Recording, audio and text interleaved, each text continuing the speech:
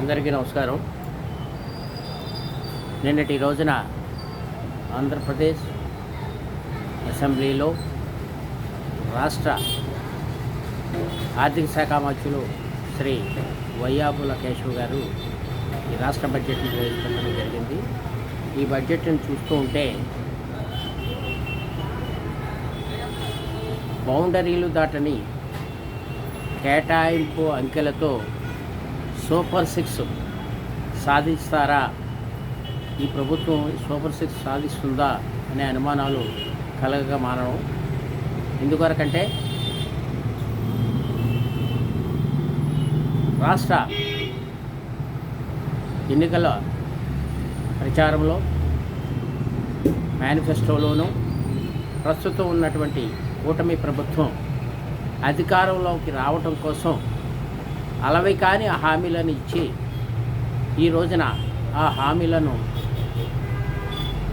అమలుపరచలేక ప్రజలకు మేము ఈ హామీలు అమలు చేయలేము అని చెప్పలేక చేతులేసాం అని కూడా డైరెక్ట్గా చెప్పలేక ఈ ప్రభుత్వం పడుతున్న ఇబ్బందులు, అలాగే ప్రజలను మోసగిస్తున్న రీతి ఈ సందర్భంగా మనం గమనించవచ్చు. ఎందుకొరకంటే నిన్నటి బడ్జెట్లో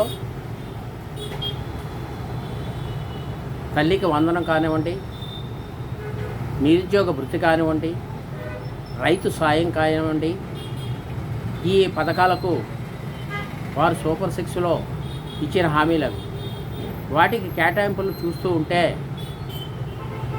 అరకొరగా పూర్తి స్థాయిలో వారు ఈ పథకాలను అమలు చేయలేరు అని ఈ సందర్భం మనకు తెలుస్తూ ఉంది. ముఖ్యంగా గమనించాల్సింది ఏముందంటే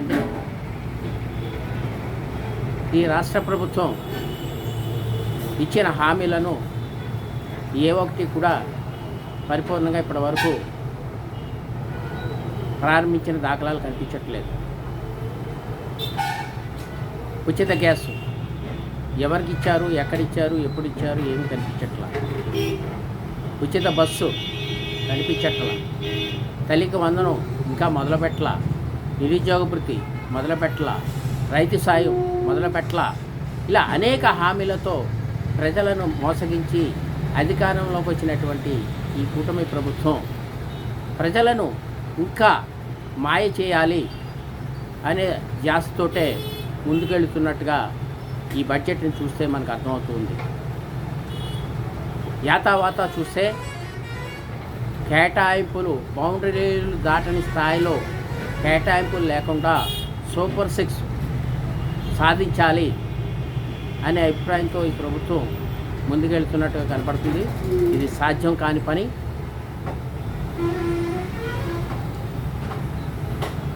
ఈ కూటమి ప్రభుత్వం ఇకనైనా ఆలోచన చేసి వారిచ్చిన హామీలను తప్పనిసరిగా అమలు చేయాల్సిన బాధ్యత కూటమి ప్రభుత్వమే ఉంది. ఎందుకంటే మీరు ఇచ్చిన హామీలను నమ్మి ఈ రాష్ట్ర ప్రజలు మీకు పట్టం కట్టారు. మీకు ముందుగా తెలియదా? దీనికి నిధులు ఎక్కడి నుంచి తేవాలని మీకు ముందుగా తెలియదా? తెలియకుండానే హామీలు ఇచ్చారా? సంపదను సృష్టిస్తానని వాగ్దానాలు చేశారా? మరి ఇప్పుడు సంపదను సృష్టించండి. మీరు ఇచ్చిన వాగ్దానాలను నెరవేర్చండి. 2004 నుంచి 2014 వరకు ఈ రాష్ట్రంలో Congress party doctor YS Rajasekhara Reddy గారి ఆధ్వర్యంలో సంక్షేమ ప్రభుత్వాన్ని నడిపి సంక్షేమ ఫలాలను రాష్ట్ర ప్రభుత్వంలో ప్రజలకు అందజేశారు.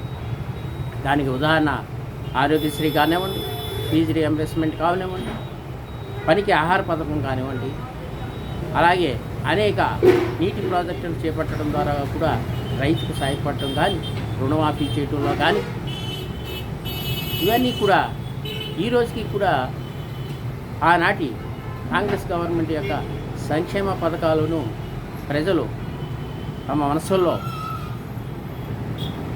నిశ్చలంగా నిలబెట్టుకుని ఆ రోజే బాగున్నాయి, కాంగ్రెస్ ప్రభుత్వం యొక్క విధానాలు మంచివి అని ఈ రోజుకి కూడా దివంగత వైఎస్ రాజశేఖర రెడ్డి గారిని వారి మనసుల్లో దేవుడిగా కొలుస్తూ ఉన్నారంటే కాంగ్రెస్ పార్టీ ప్రభుత్వం యొక్క పాలనా దక్షత తెలుస్తుంది.